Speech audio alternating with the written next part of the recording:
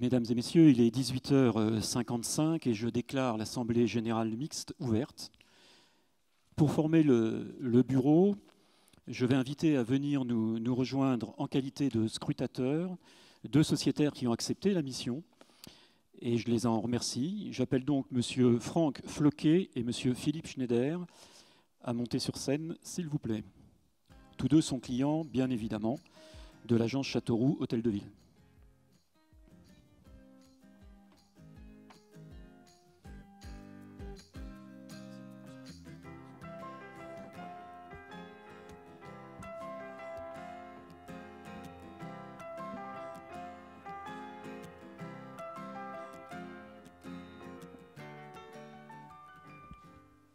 Je vous propose également en qualité de secrétaire, donc Monsieur Mathieu Requillard.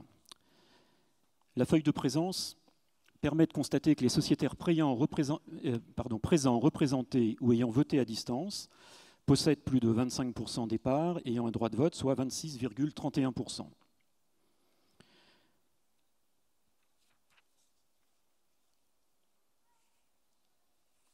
Donc le quorum est atteint et je vous propose, l'Assemblée peut donc valablement délibérer et je vous invite à découvrir sur l'écran l'ordre du jour. Celui-ci prend en compte les résolutions qui sont soumises au vote. 19 résolutions sont présentées, dont l'approbation des comptes annuels, l'affectation du résultat, le renouvellement d'administrateurs, ainsi que le projet d'augmentation de capital. Je vous informe que les documents attestant la régularité de la convocation, ainsi que les documents soumis à l'Assemblée sont déposés sur ce bureau.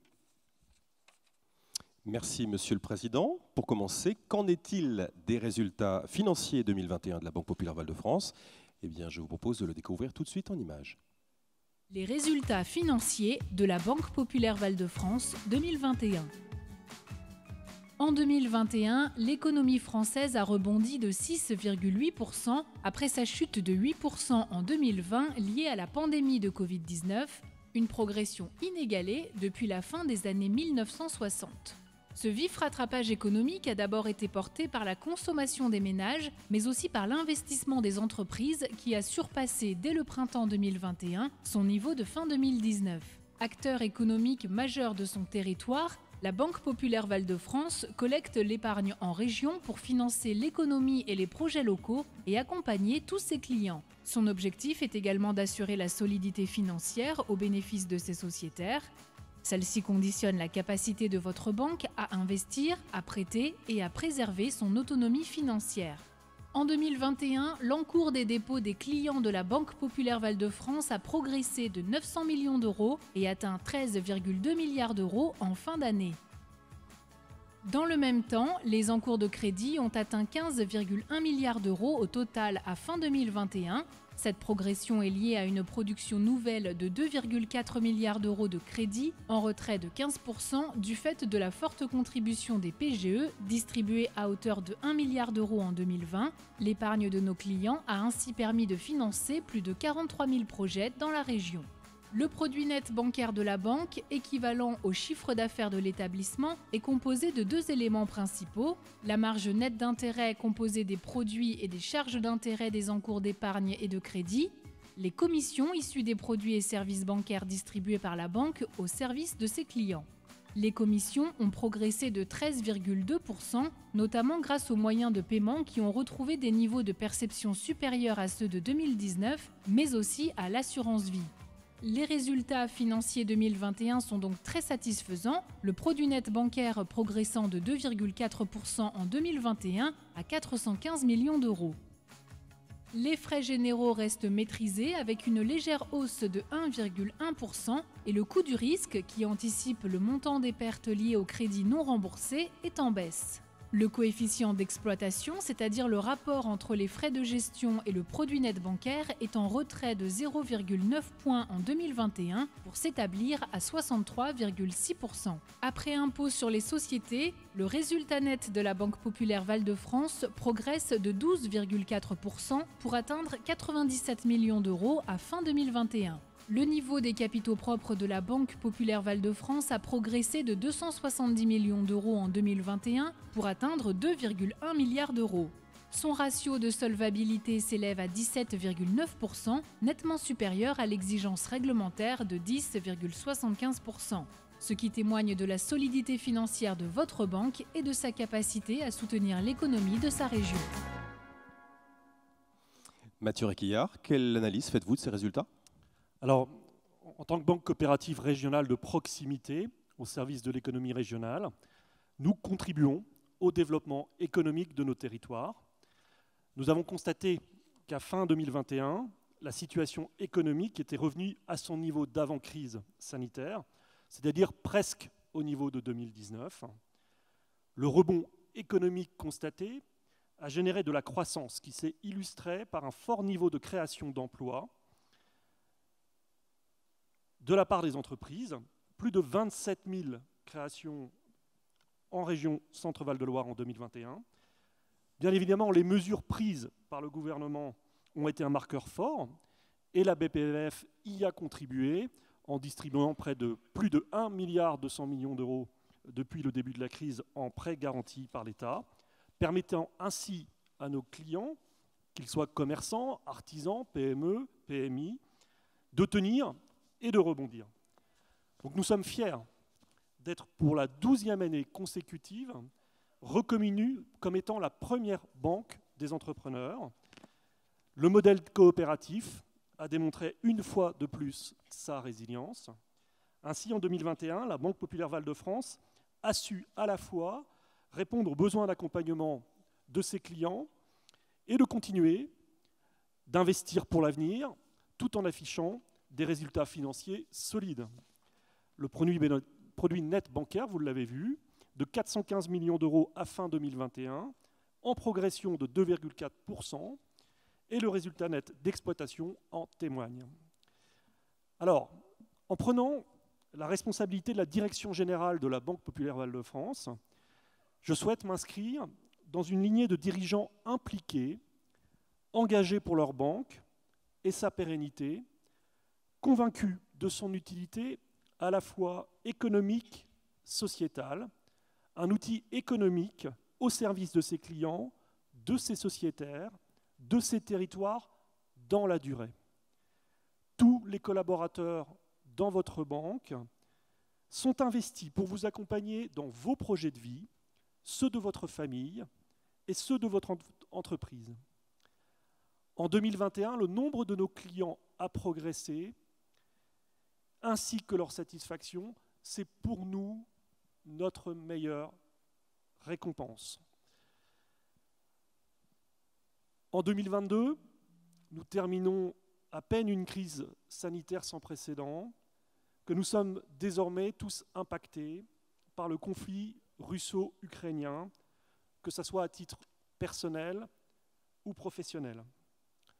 Cependant, je crois résolument en l'engagement de la Banque Populaire Val-de-France à vos côtés pour vous permettre, en proximité, de construire ensemble le monde de demain.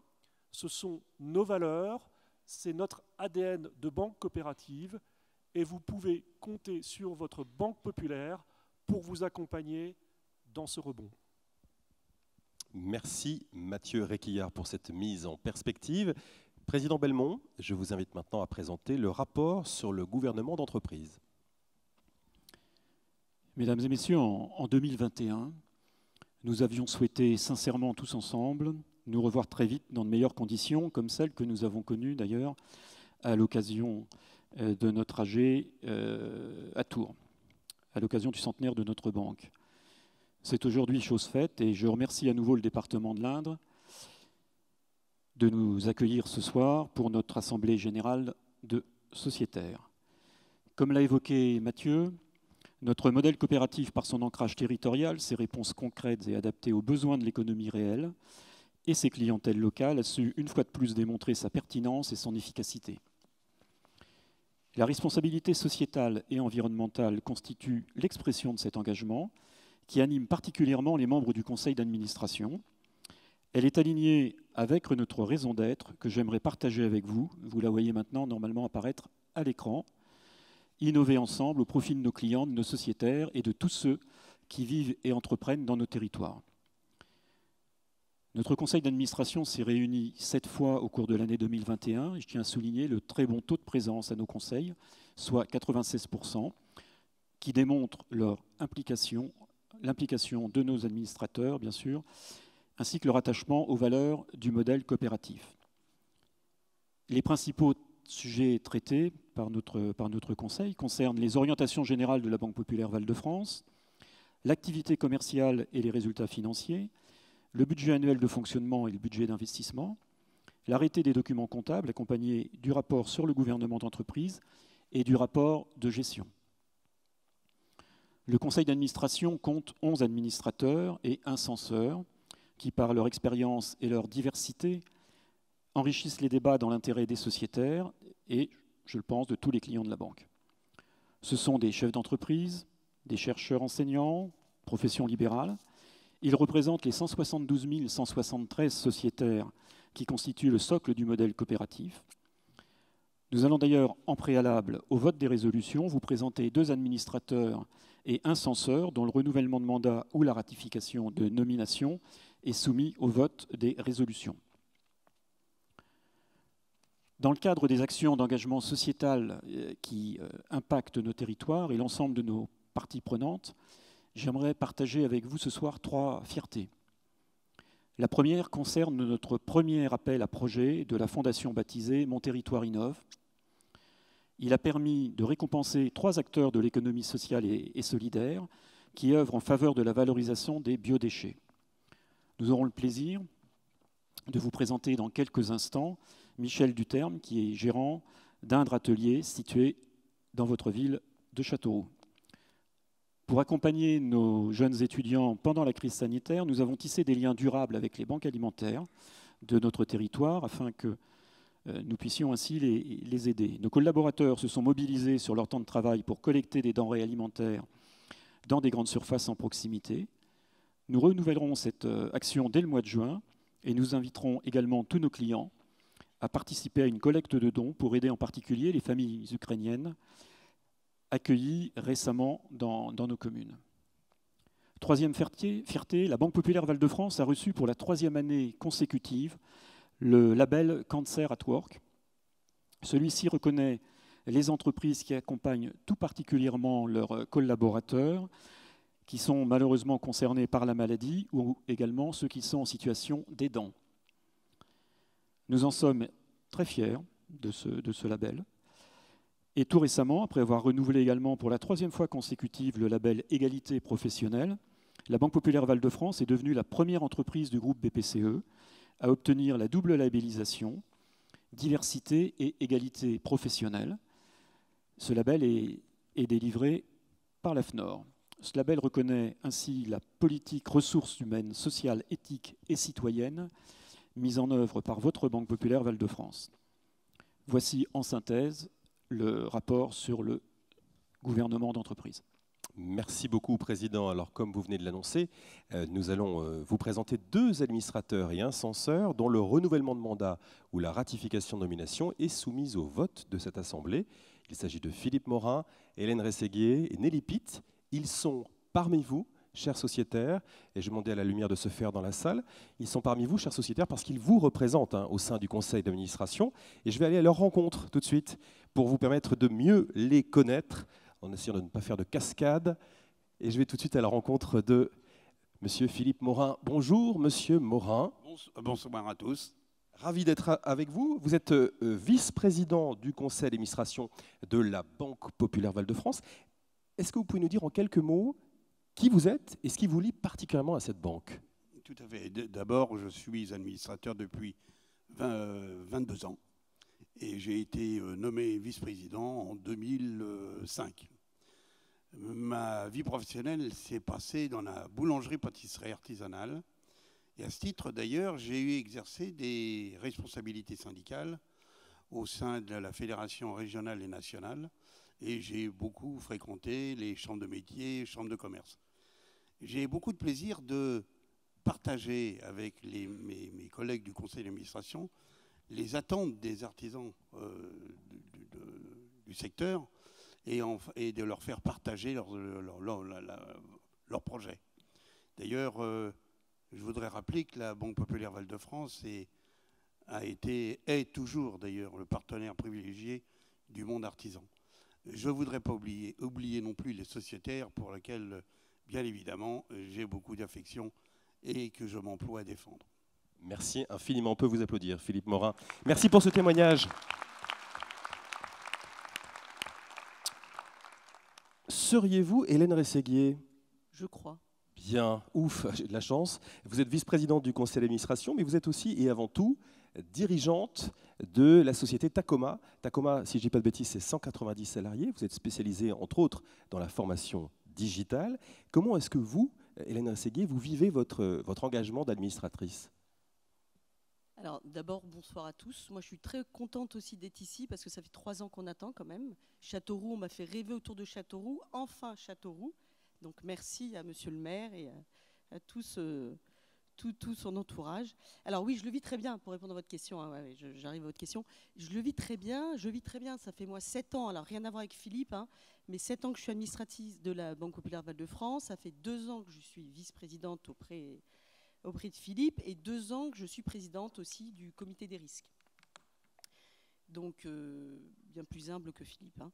Néanmoins, alors qu'est-ce que j'apprécie énormément? D'abord, c'est un challenge très intéressant. La réglementation change tout le temps, donc c'est très intéressant pour nous de se plonger dans ces sujets-là. Les enjeux économiques sont importants. Voilà, tout ce qu'on a déjà entendu en très peu de temps, on voit à quel point c'est important. Et puis moi, je le vis en fait avec une double casquette, j'ai envie de dire. La casquette de chef d'entreprise et mon œil neuf, évidemment, que j'essaye d'apporter auprès de ces professionnels. Et puis la casquette, je me vois comme une ambassadrice, c'est-à-dire que j'ai un rôle à jouer auprès de la population pour vraiment faire parler de la Banque Populaire Val-de-France, parce que je crois vraiment que c'est la banque qu'il faut aux entreprises, aux professionnels et aux particuliers. Donc là, j'aime ce rôle-là en plus, donc j'y prends goût et c'est avec grand plaisir que je suis avec vous et avec tous les sociétaires ce soir pour partager ce moment ensemble. Merci Madame l'ambassadrice, vous en parlez avec passion en tout cas. Merci à vous Hélène Rességuier. Et enfin, je termine ce tour de table en compagnie de Nelly Pitt. Bonjour. Bonsoir. Vous êtes cofondatrice de la société Beauty Mix qui fabrique des cosmétiques naturels. La ratification de votre notification par le conseil d'administration du 10 juin 2021 en qualité de censeur est soumise à l'Assemblée. Quelles ont été vos motivations pour intégrer le conseil? Eh bien, principalement la curiosité. J'avais beaucoup d'intérêt à découvrir la banque de l'intérieur, de découvrir à la fois la gestion des risques, ses équilibres financiers et toutes les solutions qui sont développées par les équipes pour aujourd'hui et pour demain. Et je suis très heureuse de pouvoir participer au conseil et de questionner les équipes sur ces sujets en qualité de cliente, mais aussi de jeune entrepreneur et d'apporter mon regard sur ces sujets. Parfait, merci beaucoup Nelly Pitt et merci à vous trois, on peut vous applaudir pour ces témoignages.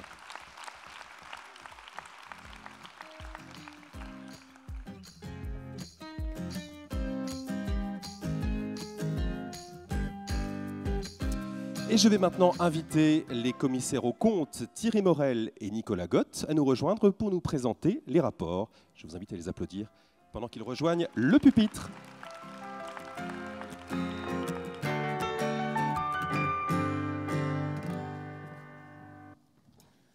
Bonsoir à tous. Nous allons donc vous présenter une synthèse de nos rapports de certification, le rapport sur les comptes annuels, le rapport sur les comptes consolidés et le rapport spécial. Alors, en ce qui concerne le rapport sur les comptes annuels, ce rapport constitue la synthèse de l'opinion que les commissaires aux comptes portent sur les comptes annuels de la banque, établie sous le référentiel français. C'est un rapport qui répond à des normes réglementaires extrêmement précises et qui s'articule en 7 parties principales, dont les plus notables sont l'opinion, les points clés de l'audit, qui correspondent aux éléments des comptes annuels qui nous sont apparus comme étant les plus importants pour notre audit, ainsi que les vérifications spécifiques, c'est-à-dire la vérification des informations qui vous ont été transmises sur la situation financière et les comptes annuels. Alors l'opinion que nous portons sur les comptes annuels de la Banque Populaire Val-de-France est bien évidemment une opinion sans réserve, avec une observation de renvoi à l'annexe sur un changement de méthode comptable opéré sur l'exercice. Je vais maintenant vous donner lecture de cette opinion sur les comptes annuels telle qu'elle est rédigée dans notre rapport. Nous certifions que les comptes annuels sont, au regard des règles et principes comptables français, réguliers et sincères, et donne une image fidèle du résultat des opérations de l'exercice écoulé, ainsi que de la situation financière et du patrimoine de la société à la fin de cet exercice. En ce qui concerne les points clés de l'audit, les éléments des comptes annuels qui nous ont semblé les plus importants ont été les provisions pour risque de crédit, c'est-à-dire les provisions que la banque constitue afin de se prémunir contre le risque de défaut de ses clients, ainsi que les provisions pour risque juridique et de non-conformité qui correspondent aux provisions comptabilisées afin de faire face à différents litiges. Et le dernier point notable de ce rapport porte sur la vérification des informations qui vous ont été adressées sur la situation financière et les comptes annuels de la banque, à propos desquels nous n'avons pas d'observation particulière à formuler. Le second rapport des commissaires aux comptes est le rapport sur les comptes consolidés. Ce rapport s'articule selon une présentation identique à celle du rapport sur les comptes annuels, à la différence près que son objet est de présenter l'expression de l'opinion du Collège des commissaires aux comptes sur nos travaux d'audit concernant les comptes du groupe BPVF, constitués par la banque et ses filiales, comprises dans le périmètre de consolidation défini. Ces comptes consolidés sont quant à eux présentés sous le référentiel international IFRS. Ce terme de compte consolidé comprend le bilan, le compte de résultat consolidé, ainsi que l'annexe d'état financier tels qu'ils sont joints à notre rapport sur les comptes consolidés. En ce qui concerne l'opinion que nous portons sur ces comptes du groupe BPVF 2021, il s'agit également d'une opinion de certification pure et simple, sans réserve, avec une observation sur les changements de méthode comptable opérés. Le paragraphe justification des appréciations présente les points clés de l'audit des comptes consolidés, et ce, de la même manière qu'en ce qui concerne le rapport sur les comptes annuels sur deux sujets précis, à savoir les provisions pour risque de crédit, notamment en ce qui concerne leurs composantes spécifiques aux normes IFRS, d'une part, et sur les provisions pour risque juridique et de non-conformité, d'autre part. Sur ces deux parties, la nature des risques identifiés sont décrits et notre démarche d'audit mise en œuvre en réponse à ces risques est exposée précisément. Enfin, sachez que nous n'avons pas non plus d'observations à formuler sur les informations relatives au groupe qui vous ont été communiquées au niveau du rapport sur les comptes consolidés. Enfin, le troisième rapport des commissaires aux comptes est le rapport spécial sur les conventions réglementées. Ce rapport spécial a pour but de vous informer sur les conventions réglementées visées par les articles de L225-38 et suivants du Code de commerce. À ce titre, nous avons mis en œuvre les diligences estimées nécessaires au regard de la doctrine professionnelle de la Compagnie nationale des commissaires aux comptes relative à cette mission. Retenez qu'au titre de l'exercice 2021, il nous a été donné avis d'aucune convention nouvelle autorisée et conclue en application des dispositions précitées. Cependant, deux conventions, dénommées Amendement Agreement numéro 3 d'une part et Amendment in Respect of Agreement numéro 3 d'autre part, toutes deux autorisées par votre conseil d'administration en date du 28 avril 2020 dans le cadre de la documentation contractuelle de l'opération de titrisation BPCE Consumer Loans mise en place au niveau du groupe BPCE en mai 2016 se sont poursuivis au cours de l'exercice 2021. Ces contrats signés le 14 mai 2020 n'ont pas eu d'impact sur les comptes de l'exercice 2021. Alors, ces rapports dont nous vous venons d'aller à lecture ont été signés par notre collège des commissaires aux comptes en date du 22 avril 2022.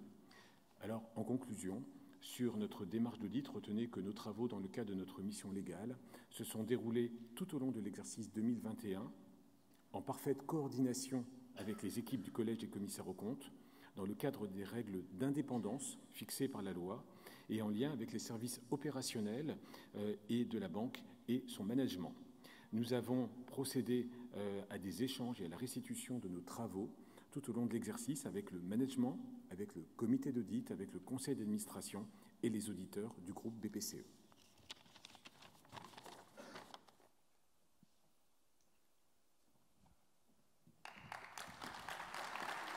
Merci beaucoup Thierry Morel et Nicolas Gott pour cette intervention. Voici le moment des échanges. Le directeur général, le président du conseil commenceront par répondre aux questions reçues par courrier à l'occasion de la convocation à cette assemblée générale. Puis nous passerons aux questions de la salle. Chose très importante, pas de questions personnelles, d'abord parce qu'elles n'intéressent pas forcément toute la salle et aussi parce que les dossiers sont confidentiels. Il est donc interdit d'y répondre publiquement. Commençons par quelques questions écrites, si vous le voulez bien. Première question pour vous, Mathieu Réquillard. Conflit ukrainien, inflation, quels sont les impacts de ces phénomènes sur la Banque Populaire Val-de-France ? Ce que je voudrais d'abord, c'est informer les sociétaires que ce conflit n'a aucun impact financiers directs sur la Banque populaire de Val-de-France au titre d'engagement que nous aurions en Ukraine ou en Russie, puisque notre valeur, notre mission est d'accompagner notre territoire et de ne pas investir dans d'autres régions que notre territoire. Par contre, bien évidemment, ce conflit n'est pas sans impact sur notre économie, que ce soit au titre des investissements, que ce soit au titre des coûts de matières premières pour les entreprises, et bien évidemment de l'inflation sur le pouvoir d'achat des agents économiques.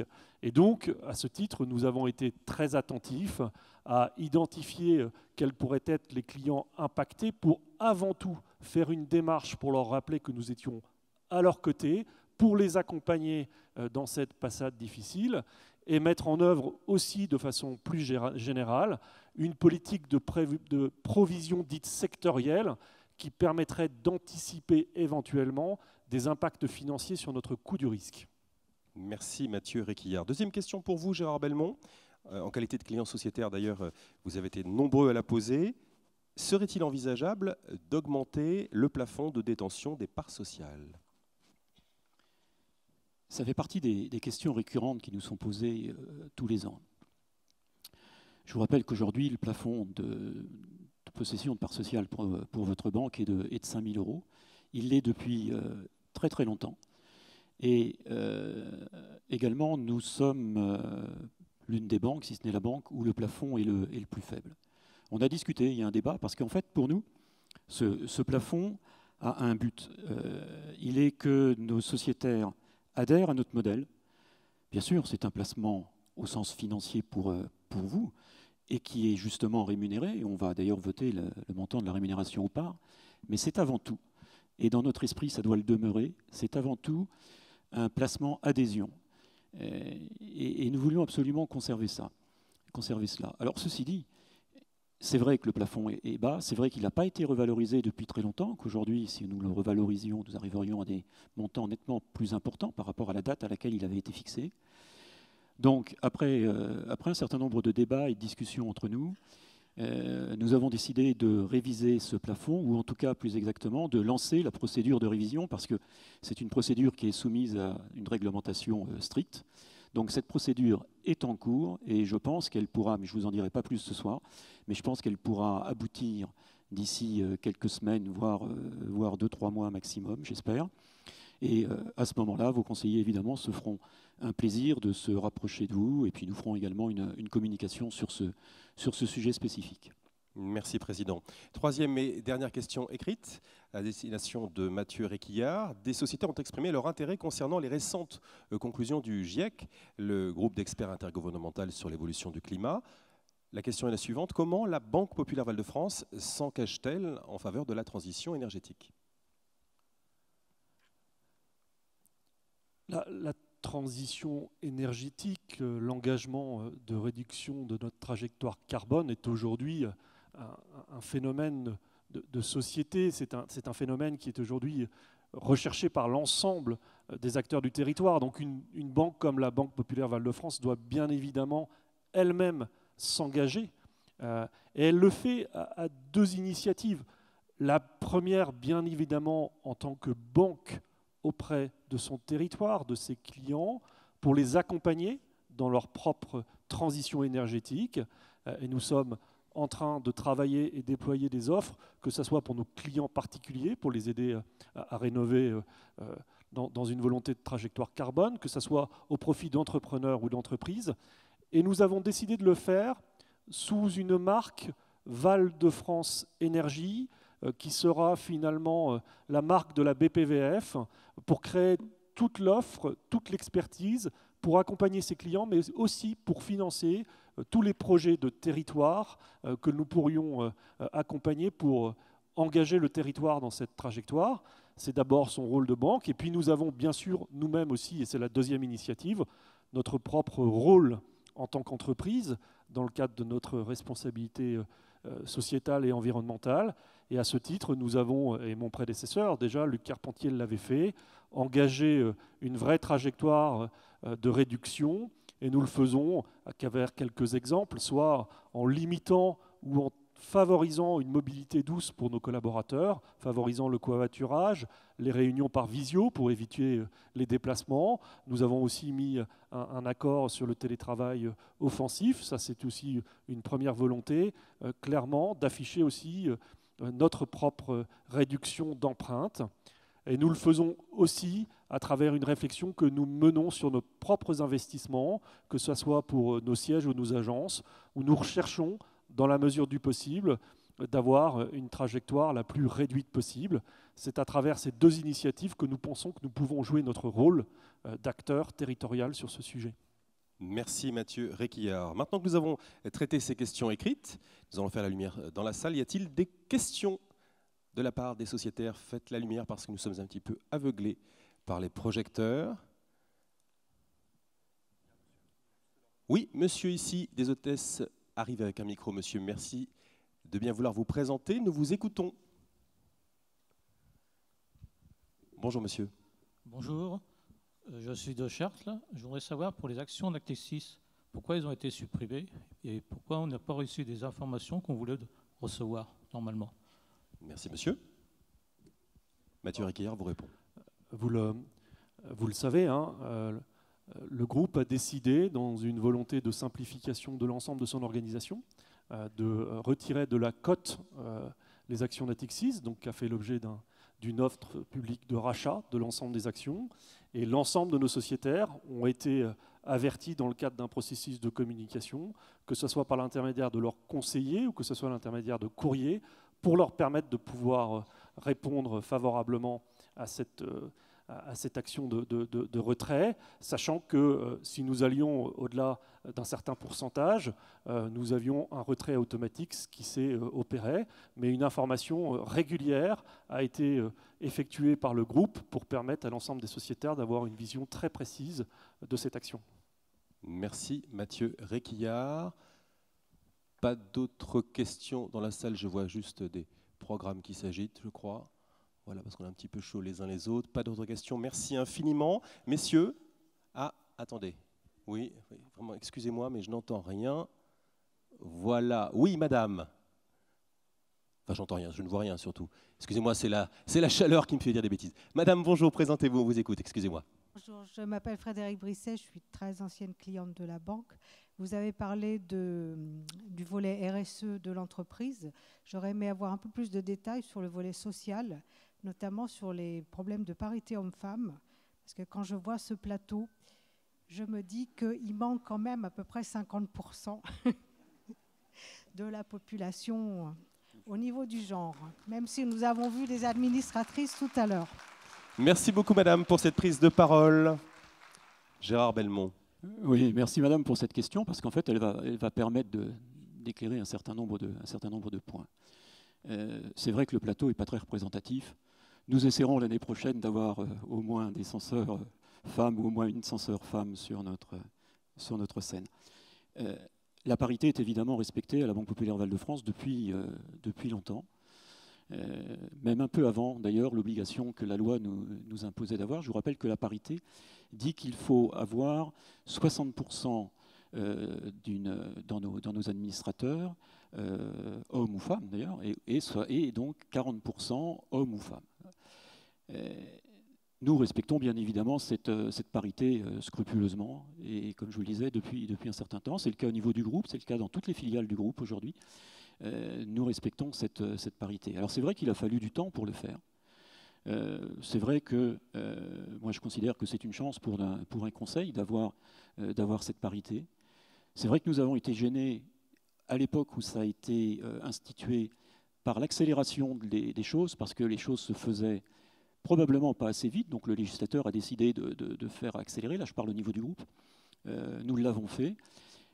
Et je pense vraiment que c'est une bonne chose. Alors, c'est vrai qu'en revanche, il y a un certain nombre de banques qui ont des DG femmes, et c'est très bien. Donc, nous avons un nouveau DG homme, j'en suis désolé. Je ne pouvais pas grand-chose. Enfin, je pouvais pas grand-chose. Nous l'avons choisi, hein, nous l'avons choisi du fait de ses qualités. C'est vrai aussi que nous continuons dans ce groupe justement de lutter contre ce qu'on appelle le plafond de verre. nous essayons de renforcer justement l'accès des femmes aux positions de cadre et nous progressons très fortement. Ça pourrait être un point que l'on pourra présenter lors d'une AG. Nous progressions très fortement. Nous sommes reconnus pour cela dans le groupe. Le travail de notre direction RH le suit très près. Il y a un rapport qui est donné au Conseil tous les ans. Et donc le Conseil, ça remonte jusqu'au Conseil et nous le suivons avec beaucoup d'attention. Et nous continuerons de le faire. Donc merci pour votre question, parce que ça m'a permis de vous dire que oui, les femmes sont bien représentées. Et je vais juste terminer ma réponse. Je ne sais pas si Mathieu voudra ajouter quelque chose. Ce soir, je remercie, j'en profite, je l'aurais fait à la fin, mais je vais le faire maintenant, pour remercier Élodie de Gris, qui est notre directeur général adjoint. Le directeur général adjoint de la banque depuis de nombreuses années. Élodie a vraiment contribué au développement de notre banque et elle a été reconnue cette année comme étant apte à prendre la direction, justement, une direction générale d'une caisse d'épargne ou d'une banque populaire, puisque nous marchons pour les deux groupes dans ce cadre-là, ou d'une très grosse filiale du groupe.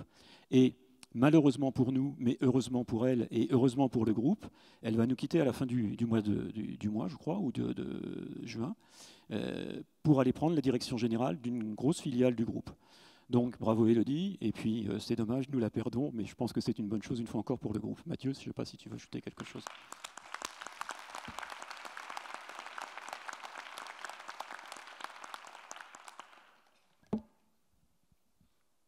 Mathieu Requillard. C'est toujours difficile pour un directeur général masculin de répondre à cette question. Mais simplement vous dire, madame, que c'est une vraie réflexion dans le groupe, et ça l'est encore plus à la BPVF, qui a une démarche sociale très engagée pour accompagner les talents, quels qu'ils soient dans les entreprises, hommes et femmes, mais qui reconnaît aussi qu'un parcours au féminin, si je peux me permettre juste cette expression, doit aussi faire l'objet d'une attention particulière. Et je peux en tout cas m'engager auprès de vous de continuer à poursuivre tout ce qui permettra effectivement de pouvoir aller vers la parité, quelle qu'elle soit d'ailleurs, qu'elle soit homme ou femme demain, ça sera le sujet, mais avant tout, la parité passe aussi par l'engagement des dirigeants de créer ces parcours pour permettre à tous les talents de l'entreprise de pouvoir avancer, compter sur mon engagement pour le faire. Merci beaucoup Mathieu Requillard. Il nous faut refermer car le temps nous est compté. On referme cette séquence de questions-réponses et je vous propose, Président, de poursuivre par le vote des résolutions. Merci Michel. Donc je précise que la feuille de présence permet de constater que les sociétaires présents, représentés ou ayant voté à distance représentent 2 118 324 parts, soit 26,31 des parts ayant un droit de vote. Je rappelle que nous sommes dans un contexte d'assemblée générale mixte. Le vote aura donc lieu à main levée. Une hôtesse recueillera vos votes, recueillera vos noms, prénoms, le nombre de parts détenues et, si possible, votre numéro de client sociétaire en cas d'abstention ou de vote contre. Le procès-verbal qui sera établi à l'issue de l'Assemblée générale reprendra bien évidemment les votes exprimés sur chacune des résolutions, ainsi que les pouvoirs adressés au président. Et je ne le redirai pas pour chaque résolution, mais bien évidemment, les votes en séance seront ajoutés à ce dépouillement. Donc, première résolution, approbation des comptes annuels. L'Assemblée générale approuve les comptes annuels de l'exercice 2021 et donne quitus de leur gestion aux administrateurs pour cet exercice. Je voudrais qu'on éclaire un peu plus la salle, parce que sinon on ne verra pas s'il y a des votes contre ou des abstentions. Donc, qui vote contre? Abstention? Je n'ai pas vu de main se lever, merci. Le dépouillement des votes par correspondance et des pouvoirs adressés au président a donné le résultat suivant pour 2 089 644 parts, soit 99,77%. En conséquence, cette résolution est adoptée. Deuxième résolution, affectation du résultat. L'Assemblée générale constate que les comptes clos au 31 décembre 2021 font ressortir un bénéfice de 73 171 869,18 €. L'Assemblée générale approuve la proposition du Conseil d'administration et décide d'affecter le bénéfice de la manière suivante. Bénéfice de l'exercice, donc 73 171 869,18 €, auquel s'ajoute le report à nouveau antérieur de 206 637 448,29 €, pour former un bénéfice distribuable de 279 809 317,47 €, sur lequel l'Assemblée décide d'affecter au compte autres réserves la somme de 250 millions d'euros et d'attribuer aux parts sociales au titre de l'exercice 2021 un intérêt de 1,38%, soit 0,69 € par action, par part sociale, pour chaque part sociale, donc soit un total de 5 483 206,36 €. Le solde de 24 326 111,11 € est affecté en totalité au compte report à nouveau. Y a-t-il des votes contre? Des abstentions? Merci. Le dépouillement des votes qui m'ont été donnés par correspondance et des pouvoirs donc, qui m'ont été adressés a donné le résultat suivant pour 2 078 020 parts, soit 99,33%. En conséquence, cette résolution est adoptée. Troisième résolution, approbation des comptes consolidés. L'Assemblée générale approuve les comptes consolidés de l'exercice 2021. Y a-t-il des votes contre? Des abstentions? Merci. Le dépouillement des votes par correspondance et des pouvoirs adressés au président a donné le résultat suivant. Pour 2 087 500 parts, soit 99,74%. En conséquence, cette résolution est adoptée. Quatrième résolution, convention réglementée. L'Assemblée générale prend acte qu'aucune convention réglementée relevant de l'article L225-38 du Code de commerce n'a été conclue au cours de l'exercice 2021 et prend acte du rapport spécial des commissaires aux comptes. Y a-t-il des votes contre? Abstentions? Merci.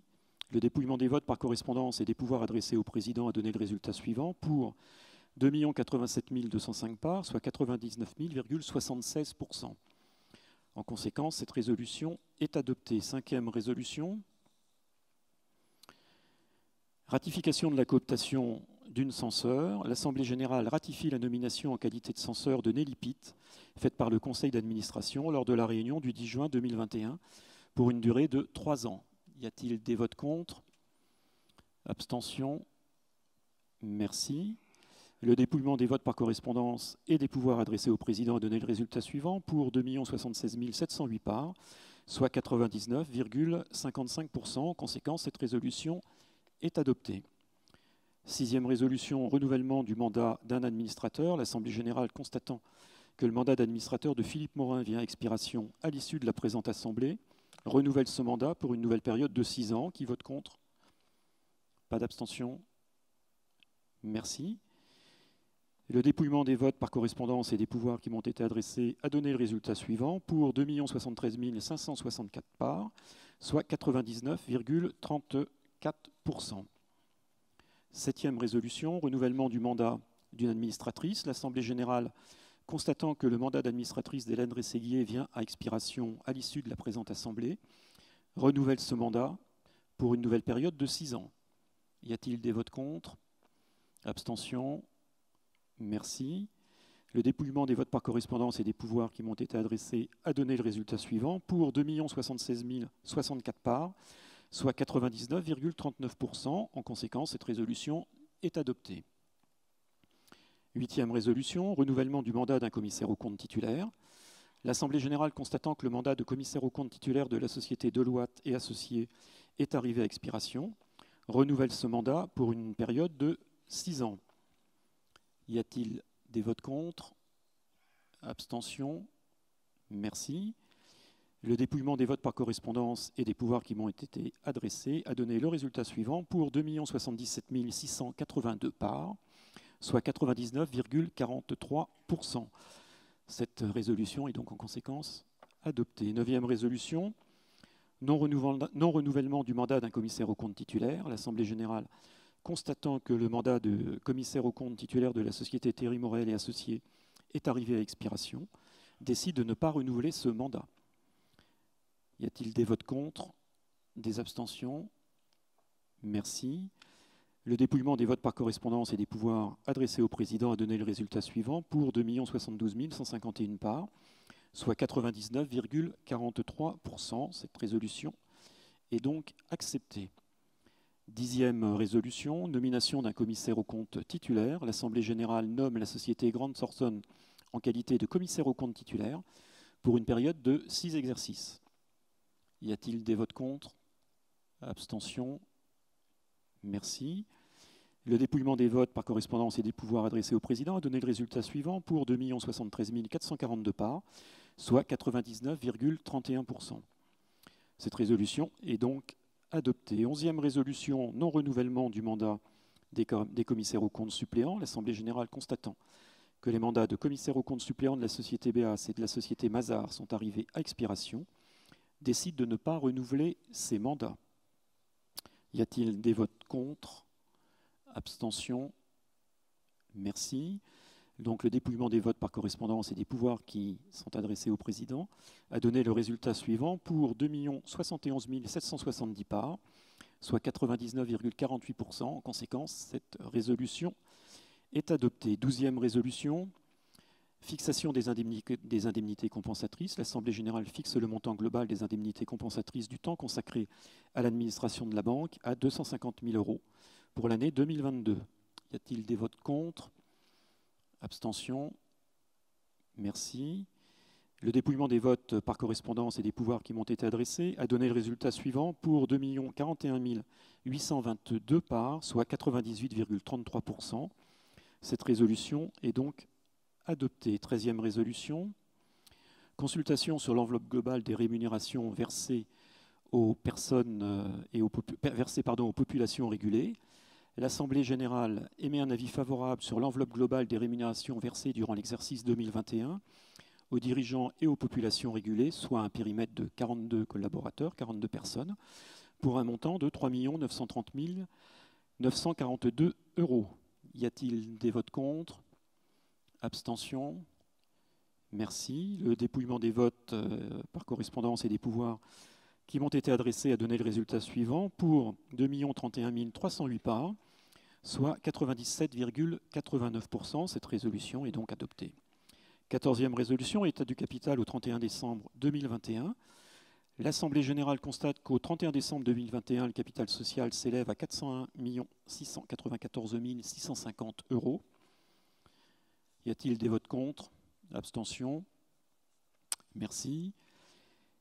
Le dépouillement des votes par correspondance ainsi que les pouvoirs qui m'ont été adressés a donné le résultat suivant pour 2 088 210 parts, soit 99,79%. Cette résolution est donc en conséquence adoptée. 15e résolution, détermination du plafond de l'augmentation de capital. L'Assemblée générale extraordinaire fixe à 600 millions d'euros le montant maximum du capital social dans la limite duquel le capital effectif pourra librement varier à la hausse et donne tout pouvoir au conseil d'administration pour fixer les conditions et modalités des émissions. Cette autorisation est valable pour une durée de 5 ans. Y a-t-il des votes contre ou des abstentions? Merci. Le dépouillement des votes par correspondance et des pouvoirs adressés au président a donné le résultat suivant pour 2 076 826 parts, soit 99,44%. Cette résolution est donc acceptée. 16e résolution, augmentation de capital réservé aux salariés. Résolution non agréée par le conseil d'administration. L'Assemblée générale extraordinaire décide d'autoriser le conseil d'administration à procéder à une augmentation de capital d'un montant maximum de 1 750 000 € qui sera réservé aux salariés de la société dans le cadre d'un plan d'épargne entreprise. Qui vote pour? Abstention? Merci. Le dépouillement des votes par correspondance et des pouvoirs adressés au président a donné le résultat suivant contre 1 903 051 parts, soit 91,28%. En conséquence, cette résolution est rejetée. 17e résolution, modification de l'article 41 des statuts relatifs à la répartition des bénéfices et aux réserves. L'Assemblée générale extraordinaire décide de compléter l'article 41 des statuts de l'alinéa suivant. En cas d'insuffisance de résultat d'un exercice, l'Assemblée générale ordinaire peut, après accord de BPCE, décider de parfaire l'intérêt aux parts sociales par prélèvement sur les réserves conformément à l'article 17 de la loi du 10 septembre 1947. Y a-t-il des votes contre? Abstention? Merci. Le dépouillement des votes par correspondance et des pouvoirs qui m'ont été adressés a donné le résultat suivant. Pour 2 069 179 parts, soit 99,30%. En conséquence, cette résolution est adoptée. 18e résolution, adoption des statuts modifiés. L'Assemblée générale extraordinaire, en conséquence de l'adoption de la résolution précédente, adopte le texte des nouveaux statuts qui régiront la Banque populaire Val-de-France à compter de ce jour. Y a-t-il des votes contre? Abstention? Merci. Le dépouillement des votes par correspondance et des pouvoirs adressés au président a donné le résultat suivant. Pour 2 070 104 parts, soit 99,39%. En conséquence, cette résolution est adoptée. 19e résolution, pouvoir. L'Assemblée générale donne tout pouvoir au porteur du présent procès-verbal pour accomplir toutes les formalités requises par la loi. Y a-t-il des votes contre? Pas d'abstention? Merci. Le dépouillement des votes par correspondance et des pouvoirs adressés au président a donné le résultat suivant. Pour 2 077 948 parts, soit 99,56%. Cette résolution est donc adoptée. Mesdames et messieurs, cette 19e et dernière résolution termine la partie statutaire de notre Assemblée générale. Je vous remercie tous d'y être présents, de vous y être associés, et je déclare, Michel, la séance levée pour ce volet statutaire. Merci beaucoup, Président. Merci beaucoup, Mathieu Réquillart, et merci à nos deux scrutateurs. Vous pouvez les applaudir et je vous invite à regagner votre place dans la salle.